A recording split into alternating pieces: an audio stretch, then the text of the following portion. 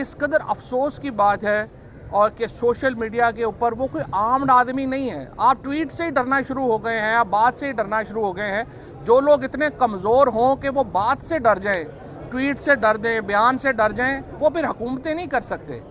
वो कहते हैं if you can't take the heat leave the kitchen. अगर आप तनकीद नहीं ले सकते, आप कोई और काम कर लें।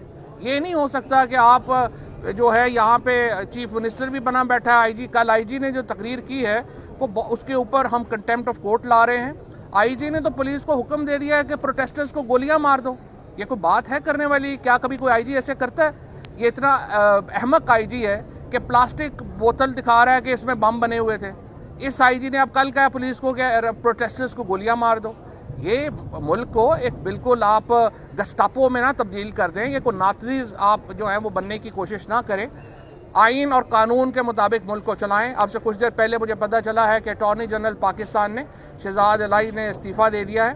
शहजाद एक बड़े ऑनरेबल वकील हैं और मैं बहुत ही बातों में भी सच्ची बात है, बंदा दुखी होता है कि जब इस तरह के लोग जो हैं वो आके इस जालम और जबराना हुकूमत को डिफेंड करते थे। तो मुझे बड़ी खुशी है कि उन्होंने इस्तीफ़ा दिया है। He is an honourable man और वो एक प्रोफेशनल आदमी है, जवान आदमी है, उनके सामने ज़िंदगी पड़ी है।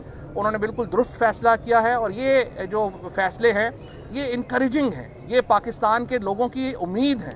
ये पाकिस्तान में जो जुल्म का इस वक्त जबर का राज है उसके ख़ात्मे की अगर कोई नवीद है तो वो इस तरह के लोग हैं और हम इन तरह के लोगों के ऊपर ही पाकिस्तान की अपनी जो है वो रखेगा।